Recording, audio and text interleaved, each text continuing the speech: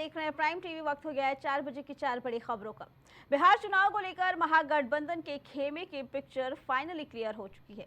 तमाम उठापटक और मान मनोबल मीटिंग खेलने के बाद आखिरकार सीएम उम्मीदवार कौन, इसका ऐलान हो गया है और तेजस्वी यादव के नाम पर महागठबंधन के सभी दलों ने मोहर लगा दी। वहीं मुकेश सहनी को डिप्टी सीएम का फेस बनाकर महागठबंधन में अंदरूनी कलह और सीट बंटवारे पर सिर फुटअव्वल को बैलेंस करने की कोशिश की गई है। मैं ये कह सकता हूं, खड़गे साहब, राहुल गांधी जी और तमाम जो साथी बैठे हमारे, इन सब की राय लेकर के हम लोगों ने तय किया है इस चुनाव में अगले मुख्यमंत्री चेहरे के रूप में तेजस्वी यादव जी को हम लोग सपोर्ट करते हैं। जो एक नौजवान है, लंबा फ्यूचर है इनके साथ में, और मेरा अनुभव से मैं कह सकता हूं जिसका लंबा फ्यूचर होता है पब्लिक उनको साथ देती है। ये नौजवान है, कमिटमेंट रखते हैं। पिछली बार भी जो उन्होंने स्लोगन दिए थे, नौकरी के दो या कोई दो, या जो वादे किए थे उसमें खरे उतरे। जहां महागठबंधन में फूट की अटकलों के बीच प्रेस कॉन्फ्रेंस के जरिए इंडिया ब्लॉक ने ऑल इज वेल का संदेश दिया, एकता का प्रदर्शन किया, तो वहीं एनडीए पर जमकर निशाना भी साधा। गठबंधन के सभी दलों ने एक सुर में एनडीए सरकार को निकम्मी बताते हुए उखाड़ फेंकने का दम भरा। तो वहीं तेजस्वी ने दावा किया कि इस चुनाव के बाद जेडीयू खत्म हो जाएगी। हम महागठबंधन के लोग केवल सरकार बनाने के लिए ही नहीं, मुख्यमंत्री बनने के लिए नहीं, बल्कि हम लोगों को बिहार बनाने का काम करना है, इसलिए हम लोग एकजुट हुए हैं। और हम आदरणीय लालू जी का, राबड़ी देवी जी का, मैडम सोनिया गांधी जी का, राहुल गांधी जी का, खड़गे साहब जी का, प्रियंका गांधी जी का, दीपांकर जी का, मुकेश सहनी जी का, डी राजा साहब जी का, आईपी गुप्ता जी का, बेबी साहब जी का, नरेश जी, ललन जी का हम दिल से धन्यवाद देते हैं कि सभी महागठबंधन के साथियों ने मुझ पर पुनः भरोसा जताया है। इसके लिए सभी हमारे महागठबंधन के नेता हों, कार्यकर्ता हों, उन सब लोगों को दिल से हम धन्यवाद देते हैं। ठीक कहा अशोक गहलोत जी ने कि भाई हमारा तो जॉइंट प्रेस कॉन्फ्रेंस भी हो गया, इससे पहले कई राउंड हम लोग साथ भी बैठे, लेकिन हम लोगों ने नीतीश जी के साथ जो अन्याय हो रहा है एनडीए में, एक बार भी कोई भी जॉइंट प्रेस कॉन्फ्रेंस नहीं की गई है और नहीं ऑफिशियली रूप से मुख्यमंत्री का चेहरा घोषित किया गया है।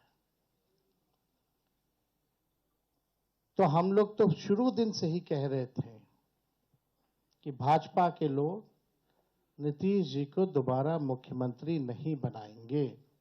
लगातार अपने विजन को बताया, कल भी हमने अपने विजन को बताया। ये लोग प्रचार में भी चले गए, एक भी मैनिफेस्टो या एजेंडा नहीं बताया कि आने वाले 5 साल में ये बिहार के लिए क्या करेंगे। आप लोग सब लोग गवाह हैं, चाहे भाजपा के प्रधानमंत्री हो, अमित शाह हो, नीतीश बाबू हो, किसी भी व्यक्ति ने अपना agenda, road map, vision, blueprint अगले 5 साल के लिए नहीं रखा। लेकिन ये नकलची सरकार, तेजस्वी ने जो कहा उसका इन लोगों ने नकल किया। हमने पेंशन बढ़ाने की बात की 1500 रुपए, तो ये 1100 करते हैं। हमने 200 यूनिट फ्री में बिजली की बात की, तो 125 यूनिट ये फ्री में देने लगते हैं। हमने डोमिसाइल की बात की, तो ये डोमिसाइल की बात करते हैं। हमने युवा आयोग की बात की, तो इन्होंने युवा आयोग के बारे में बात की। हमने 5 लाख सरकारी नौकरियां दी, तो अब ये भी नौकरी की बात कर रहे हैं। हम लोग माई बहन मान योजना लाए, तो ये 10,000 का घूस एक तरह का देके, रिश्वत देकर के चुनाव से पहले उधार यानी लोन वो दिलवाने का काम कर रहे हैं। तो ये नकलची सरकार है, इसके लोगों के पास कोई विजन नहीं है। तो वहीं वीआईपी के अध्यक्ष मुकेश सहनी ने भी एनडीए सरकार पर जमकर निशाना साधा। सहनी ने कहा कि जब तक सरकार को तोड़ेंगे नहीं तब तक छोड़ेंगे नहीं। आज ये समय बेसब्री से 3.5 साल से मैं इंतजार कर रहा था, वो घड़ी आ चुकी है।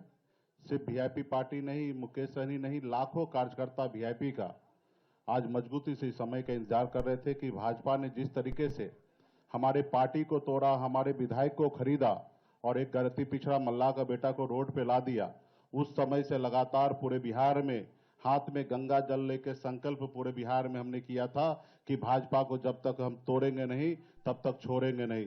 जिस तरीके से हमारे दशरथ मांझी ने कहा था, जब तक तोड़ेंगे नहीं पहाड़ को तब तक छोड़ेंगे नहीं, तो समय आ चुका है और मजबूती से महागठबंधन के साथ रहकर बिहार में हम अपनी सरकार बनाएंगे और भाजपा को बिहार से बाहर करेंगे। और महागठबंधन यूनाइट है, मजबूत है और आने वाला समय में हम लोग काम करके सरकार बनाएंगे। हालांकि प्रेस कॉन्फ्रेंस में इंडिया ब्लॉक ने अपनी एकता का प्रदर्शन जरूर किया, लेकिन कई सीटों पर फ्रेंडली फाइट वाला खेल अभी भी महागठबंधन का गेम बिगाड़ सकता है, जिसका जिक्र पूरी प्रेस वार्ता में किसी दल ने नहीं किया। न इसकी जानकारी दी कि अगर 6-7 सीटों पर आपस में ही लड़ेंगे तो एनडीए को टक्कर कैसे देंगे। इसी पे आगे जानकारी देने के लिए हमारे साथ वरिष्ठ पत्रकार पंकज रस्तोगी हमारे साथ जुड़ चुके हैं। पंकज जी, सीएम और डिप्टी सीएम का चेहरा सामने आने के बाद क्या लगता है कि अब बिहार के चुनाव में इसका कितना असर पड़ेगा? देखिए, एक बात तो तय समझ लीजिए अर्चना जी की निश्चित रूप से बिहार का चुनाव प्रारंभ हो चुका है। 7 करोड़ 42 लाख वोटर है। एसआईआर होने के बाद चुनाव आयोग द्वारा जो एसआईआर कराया गया उसके बाद 7 करोड़ 42 लाख वोटर्स है टोटल जी। और वहाँ 243 विधानसभा सीटें हैं जिनके में चुनाव हो रहा है। तो इस तरह से वहाँ चुनाव का बिगुल बच चुका है और सभी पार्टियों ने अपने अपने प्रत्याशी डिक्लेयर किया। उसमें देखिए एनडीए ने बाजी मार ली। एनडीए ने सबसे पहले अपने गठबंधन धर्म का पालन करते हुए अपने सहयोगी दल, चाहे वो चिराग पासवान की एलजेपी हो, चाहे वो आपके उपेंद्र कुशवाहा की पार्टी हो और चाहे वो मांझी की पार्टी हो, सबको जो है हम पार्टी हो, सबको साथ लेते हुए सबको सीटों का वितरण किया। और चाहे जनता दल यूनाइटेड हो जिसके नेतृत्व में नीतीश कुमार जो वहाँ के वर्तमान मुख्यमंत्री हैं उनके नेतृत्व में वहाँ चुनाव का संचालन किया जा रहा है, चुनाव हो रहा है। और महागठबंधन में जिस तरह से सिर्फ उटव्वल हो रही थी काफ़ी मशक्कत के बाद, अब ये लोग फ्रेंडली की बात करते हैं। 243 सीटें हैं और जो हम लोगों को जानकारी है 243 में करीब 11-12 सीटों पे डबल, मतलब महागठबंधन के सहयोगी दल जो है वो ये कह रहे हैं कि ये फ्रेंडली हो। तो ये फ्रेंडली क्या होता है कि मतलब आप लड़ रहे, आपके ही दल के लोग आपके विरोध में खड़े हो रहे हैं, इसका मतलब है कि आपके अंदर सामंजस्य की कमी है, तभी इस तरह की चीजें हो रही। और जिस तरह से अशोक गहलोत को लगाना पड़ा वहाँ जो छत्तीसगढ़ के राजस्थान के मुख्यमंत्री रहे हैं जी, तो उनको भी जिस तरह से भेजा गया और उन्होंने जिस तरह से डैमेज कंट्रोल करने का कांग्रेस की तरफ से काम किया, क्योंकि दिल्ली गए थे तेजस्वी यादव तो वहाँ राहुल गांधी से उनकी सकारात्मक बात नहीं हो पाई थी तो वो चले आए थे। इसके बाद से ही देखिए वो इस तरह की बातें कर रहे थे। और उसके बाद जो है लालू यादव के घर पे जिस तरह से मीटिंग हुई 4 लोगों के बीच में, चाहे वो अशोक गहलोत हो और लालू यादव हो, राबड़ी देवी हो और तेजस्वी यादव जी, तो उसके मीटिंग का ही ये परिणाम रहा कि आज संयुक्त प्रेस वार्ता इन लोगों ने रखी जिसमें इनके सभी सहयोगी दल थे, सीपीआई और वीआईपी पार्टी और आपके आरजेडी जो प्रमुख दल है और जिसके नेतृत्व में चुनाव लड़ा जा रहा है, और कांग्रेस पार्टी। लेकिन पंकज जी, जिस तरीके से चेहरा सामने आया है कि अभी तक था कि आपने सीएम चेहरा नहीं अनाउंस किया, नाम नहीं बताया, लेकिन अब उनके साइड से सीएम भी बता दिया गया, डिप्टी सीएम, जबकि एनडीए में अभी भी ये कहा जा रहा है कि चुनाव नेतृत्व में हो रहा है नीतीश कुमार के, लेकिन सीएम बनेंगे कि नहीं बनेंगे इस पे मोहर नहीं लगाई, तो जनता पे क्या असर पड़ेगा? अब देखिए, नीतीश कुमार ने बिहार को बहुत सींच के, बिहार को एक तरह से सिंचित करके बिहार को जिस तरह से आगे बढ़ाने का काम किया है 20 साल में, इसीलिए वो 9-10 बार से लगातार मुख्यमंत्री है। हालांकि आरजेडी के साथ भी वो साथ में रहे। 17 महीने की जो सरकार का ये गाना गाते हैं आरजेडी के लोग, तो नीतीश कुमार साथ में थे, लेकिन नीतीश कुमार को वहां पर घुटन महसूस हुई, इसीलिए उन्होंने छोड़ के पुनः एनडीए का दामन थामा और एनडीए के साथ में ही उन्होंने चुनाव लड़ा लोकसभा का और एनडीए के साथ ही है वो। तो इसलिए इस तरह की बात करना एकदम नकारात्मक है। और जिस तरह से देखिए एनडीए एकजुट है और वहां पर नीतीश कुमार के नेतृत्व में ही चुनाव लड़ा जा रहा है और उसके बाद जो है उसके बाद उसका फैसला हो जाएगा मुख्यमंत्री कौन होगा। ठीक तो वैसे भी क्या नाम है, अगर बीजेपी शासित राज्यों की बात करें, एनडीए शासित राज्यों की डबल इंजन सरकार की बातें करें, तो ज्यादातर उन लोगों का ये फॉर्मूला रहता है, प्रधानमंत्री मोदी और जो वहाँ का क्षेत्रीय दल के लोग होते हैं उनके नेतृत्व में चुनाव लड़ा जाता है, उसके बाद फैसला हो जाता है। तो इसमें हो हल्ला मचाने की क्या जरूरत है। लेकिन इस तरह की बात करना निहायत ही बेवकूफी भरी बातें हैं। और दूसरी बात, जहां एक तरफ एमटेक नीतीश कुमार ऐसे एमटेक पढ़े लिखे व्यक्ति जिन्होंने वहां सुशासन का राज कायम किया, महिलाओं के लिए उन्होंने जो काम कर दिया वो कोई नहीं कर सकता।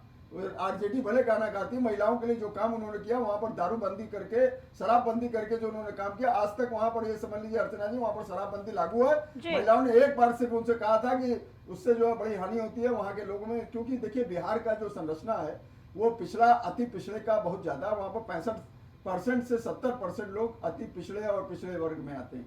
तो वहां पर जिस तरह से ये प्रचलन था उसको इन्होंने बंद करने का काम किया, घर बसाने का काम किया, उसका नतीजा हुआ कि उन्होंने शराबबंदी कर दी उन्होंने, जबकि बिहार की उस तरह की स्थिति नहीं थी, बिहार की आर्थिक स्थिति इतनी मजबूत नहीं थी, उसके बावजूद उन्होंने शराबबंदी का निर्णय लेके ऐतिहासिक काम किया। लेकिन जिस तरीके से जी पंकज जी, जिस तरीके से तेजस्वी यादव ने कहा है कि आपने 20 साल तक देखा और बिहार में क्या कमियां हैं एनडीए की सरकार में वो गिनवाई, उसके बाद उन्होंने कहा कि आप हमें 20 महीने का समय दीजिए, हम पूरी तस्वीर बदल देंगे। इसके बारे में क्या कहना चाहेंगे? देखिए, जो 17 महीना सरकार में नीतीश कुमार जी के साथ रहा उसमें वो कुछ नहीं कर पाए, तो अब क्या करेंगे। और दूसरी बात, बिहार के लोग इंटेलेक्चुअल्स हैं, पढ़े लिखे हैं। बिहार सबसे ज्यादा आईएएस, अगर भारतीय प्रशासनिक सेवा में अगर नाम लीजिए तो सर्वाधिक आईएएस अगर होंगे तो बिहार प्रांत से आते हैं। बिहार के युवा, बिहार के लोग बहुत पढ़े लिखे और सुयोग्य होते हैं।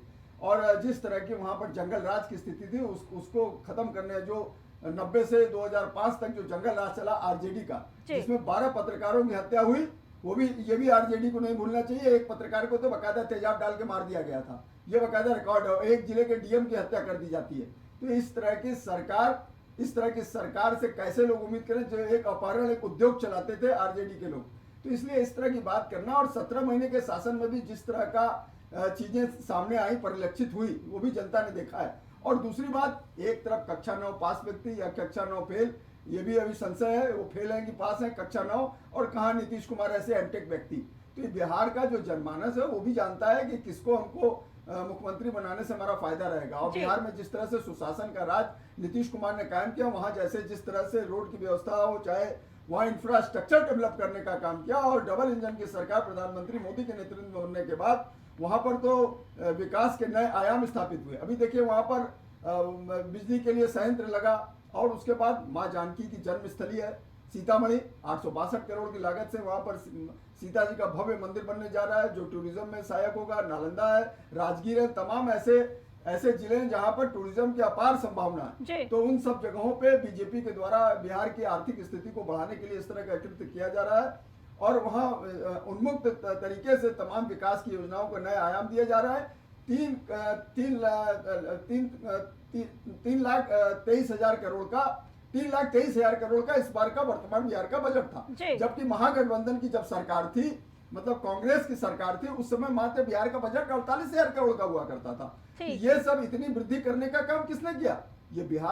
ये डबल इंजन की सरकार प्रधानमंत्री मोदी के नेतृत्व में। पंकज जी, लेकिन इस बार के चुनाव की बात करें, जिस तरह से तेजस्वी यादव ने कहा कि एनडीए ने काम नहीं किया है और वो अपनी योजनाएं भी लेकर नहीं आ रहे हैं, नकलची बताया कि जो योजनाएं हम लेकर आ रहे हैं वही वो भी लेकर आ रहे हैं, इसके बारे में क्या कहना चाहेंगे? देखिए, ये कहना तो बेवकूफी भरी बातें हैं। एनडीए इतना बड़ा वो है, और भाजपा में तो खुद ही एक ऐसे थिंक टैंक बैठे हुए हैं, और खुद ही प्रधानमंत्री मोदी और अमित शाह जो उसके मोदी जी की योजनाओं का क्रियान्वयन कराने के लिए एक्टिव रहते हैं, जो देश के यशस्वी गृह मंत्री हैं, जिन्होंने पूरे देश से जो है एक प्रण कर लिया कि जो है, देखिए 146 राज्य, पूरे देश में 146 जिले थे जिसमें नक्सली समस्याएं थी, उसमें कहीं ना कहीं बिहार में भी होते थे, वो सब गायब हो चुके हैं। आज मात्र 11 जिले बचे हैं, और अमित शाह जी ने कह दिया है कि 31 मार्च लास्ट डेट है। भारी पैमाने पर वहां देखिए नक्सलियों का सरेंडर हो रहा है, नक्सली अपने हथियार डाल रहा है, और जो नहीं डाल रहा है वो परलोक सिधार रहा है, वो सीधे सीधे ऊपर जा रहे हैं। तो इस तरह का जो है ये सब चीजें करने का काम अगर किया है, तो ये अमित शाह जी के विजन के चलते किया है। बिहार में भी उन्होंने तमाम जो है चीजों को स्थापित करके बिहार में जिस तरह के एनडीए में जिस तरह का उन्होंने सामंजस्य स्थापित करने का काम किया, उसी का परिणाम है कि देखिए आज बिहार में किसी दल में किसी प्रकार का कोई मत भिन्नता नहीं है, कोई विचारों की भिन्नता नहीं है। ठीक है। आज 81 साल के व्यक्ति हैं, हम पार्टी के राष्ट्रीय अध्यक्ष जीतनराम मांझी जो नीतीश कुमार के सहयोग से बिहार के मुख्यमंत्री भी रह चुके हैं, वो वर्तमान में एमएसएमई से डिपार्टमेंट के आपके केंद्र की सरकार में कैबिनेट मंत्री हैं। तो ये सब करने का काम प्रधानमंत्री मोदी ने किया। तो बिहार का जनमानस से देख रहा है। और दूसरी बात, जिस तरह से महिला सशक्तिकरण की ओर बीजेपी ने सर्वाधिक काम किया है पूरे देश में, देश की आधी आबादी महिलाओं की है, और महिलाओं के लिए जिस तरह का काम बीजेपी ने किया है, महिलाएं इस बात को जानती हैं। सबसे ज्यादा देखिए नीतीश कुमार ने पहली चीज शराबबंदी किया, जिससे महिलाओं को बहुत बड़ी राहत बनी, उनके घर बसे, सब कुछ हुआ। और दूसरी बात, प्रधानमंत्री आवास योजना हो, चाहे जिससे वहाँ की जनता को काफी लाभ मिला। पंकज जी, एक आखिरी सवाल जानना चाहेंगे, जिस तरह से फ्रेंडली चुनाव कराई जा रही है महागठबंधन में, उससे कितना फायदा एनडीए को मिल सकता है? देखिए निश्चित रूप से जब इन लोग ये जो बात कर रहे हैं इस तरह से जो जिन सीटों पे है, तो निश्चित रूप से जब वोट कटेंगे और बीजेपी का जो सॉलिड वोट होगा उसका फायदा कहीं न कहीं बीजेपी को मिलेगा, एनडीए गठबंधन को मिलेगा, इससे इनकार नहीं किया जा सकता है। और जिस तरह के रुझान देखिए अभी वहां पर प्रधानमंत्री मोदी ने और अभी आपके नीतीश कुमार ने वहां बाकायदा महिलाओं को जिस तरह से वहां पर सशक्तिकरण के तहत, महिला सशक्तिकरण के तहत उनको रोजगार देने के तहत जिस तरह से 75 लाख महिलाएं, 25 लाख महिलाएं, 21 लाख महिलाएं, टोटल 1 करोड़ 21 लाख महिलाओं को जो बिलो पॉवर्टी लाइन के नीचे आती हैं, जिनका बहुत ही मतलब जिस तरह का उनका रूपरेखा है, उसको देखते हुए उनको बाकायदा 10-10 हजार रुपए रोजगार करने के लिए दिए गए। और ये कहा गया कि अगर रोजगार में आपको हानि होती है तो वो पैसा आपको वापस नहीं करना है। जो इस तरह का ये राग अलाप रहे हैं कि जो जीविका दीदी की बात कर रहे हैं, तो इस तरह के उनको पहले ही दिया जा चुका है कि आप रोजगार करिए, रोजगार स्थापित करिए। 10,000 में भी बहुत से छोटे से बहुत से रोजगार किए जा सकते हैं, ऐसा नहीं है। उसके बाद अगर आपको रोजगार में सफलता मिलती है तो आपको आगे भी और पैसा दिया जाएगा। ठीक है, बाकी जो तस्वीरें निकल के आएंगी वो तो चुनाव नतीजों के बाद ही कि किसकी सरकार वहां बनी है और किसके दांव में कितना दम है। पंकज जी, आपका बहुत बहुत धन्यवाद।